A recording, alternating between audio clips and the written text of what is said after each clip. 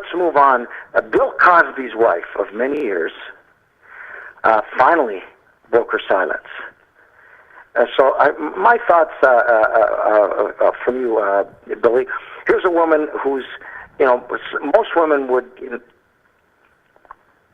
start to believe the barrage of press, the barrage of innuendo. It's been going on for a few years. This is not brand new news of all this.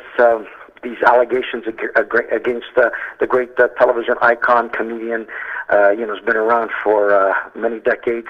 In fact, when I was in school, I went to a Catholic school, and my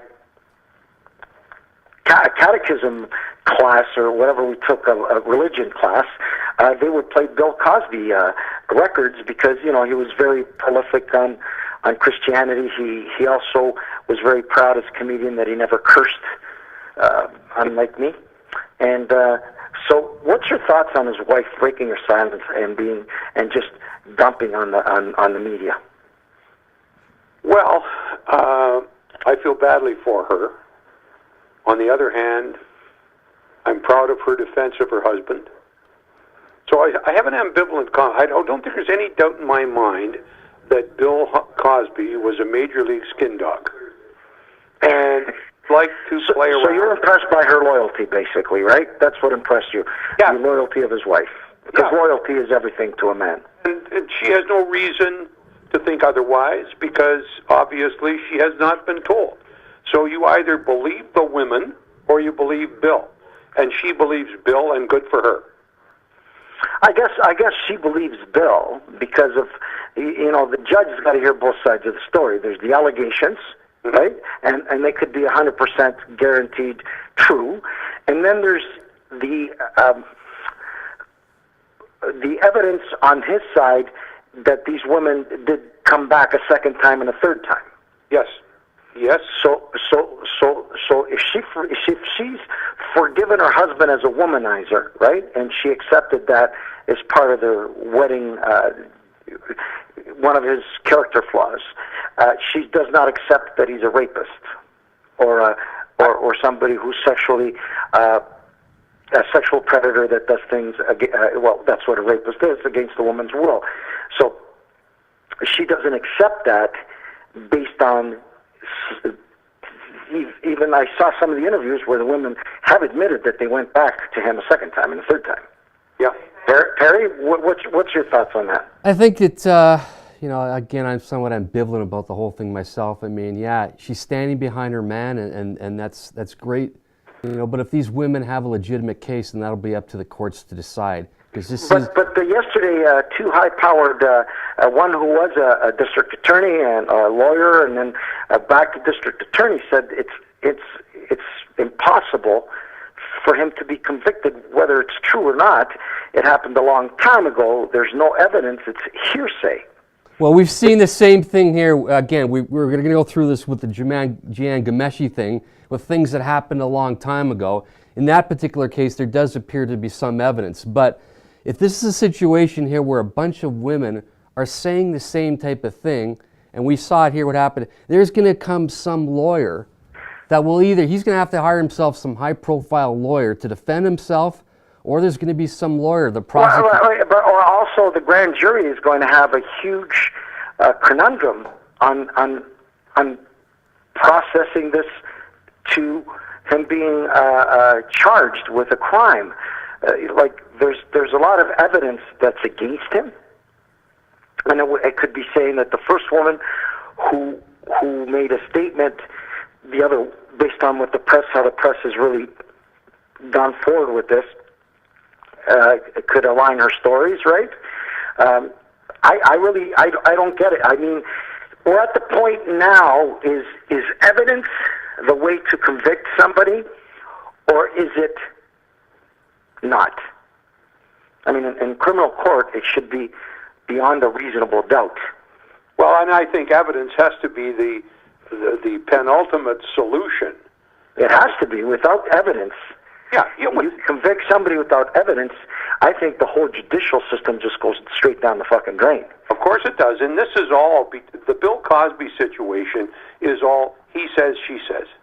There are no. I believe there's truth in this.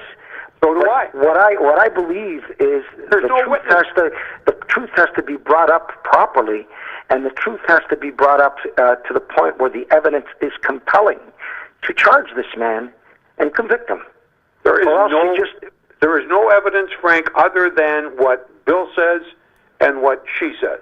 Well, he's saying nothing. He said, apparently the press is saying that he has not made one comment, he has not defended himself, or everything's gone through his lawyer. He's kept completely quiet about it, and he's being punished. Already he's been convicted because he's losing all kinds of endorsements, all kinds of jobs, right? So he's definitely being punished right now. He got good advice. He's got good legal advice. He has to stay on the silent trail. If he gets into it, he's done. I think, and this is my modest opinion, that his wife, this was her own. Nobody suggested that she did this. She did this herself. She just couldn't keep her. She couldn't take it anymore. It's her husband, her soulmate. They've been together for a lifetime and more. And I just think that she did this on her own. I don't think this was a planned PR move from the Cosby camp. Terry, what do you think as a journalist? Well, I think that there's some very interesting points you just made there. Number one, when the story comes out through the media, then there could be the likelihood that one person who was affected by it many, many years ago, here's somebody else was affected by it, so therefore they can put their story forward, and that starts the chain of a bunch of people saying the same thing. The second thing is that you're right. I believe Bill Cosby's best defense right now is to say absolutely nothing. Because again, I go back to what I just said before. When Jian Ghomeshi put it forward on Facebook, his own public statement, he created his own kind of... 100%. So he has his foot in his mouth. He has said nothing right now. If his wife has on her own or has been counseled to basically say something for him, that is the only comment that's coming from the Bill Cosby camp right now. Now you're asking me about... Bill Cosby's camp has been very good in PR communication via his legal counsel, his crew, right?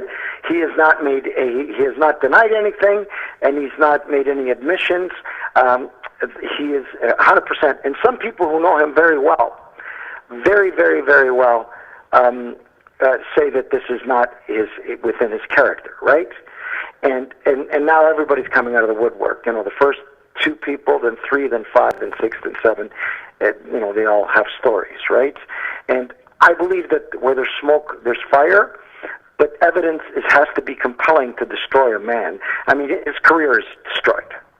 He has no more career. I would say, Frank, that in the short term, that may be the case. Once this is resolved one way or the other, Bill Cosby's name will either be upheld as an upstanding individual or it'll be lessened because it's been proven that he's guilty. In the short term, he takes a hit because that's the way society works. When the story comes out, you're going to face the consequences, whether you're innocent or guilty, until it's proven that you're innocent or guilty. I believe that in evidence. I believe in compelling evidence, right? And I'm in the middle on this here. I don't want to jump to crucify somebody. I don't understand what like everybody jumps, and there's right now it's 75% against him and 25% for him. In Canada, it's a little different. And I'm not comparing to Ghomeshi to Bill Cosby. Bill Cosby has been the father of television for many years, been in a lot of movies. Ghomeshi had a little bit of fame with CBC, so he's not on the same platform. But Ghomeshi, I believe, the press has vilified him to 100% guilty. I don't believe that that's going to be the outcome in court because evidence will be compelling on how they try this guy.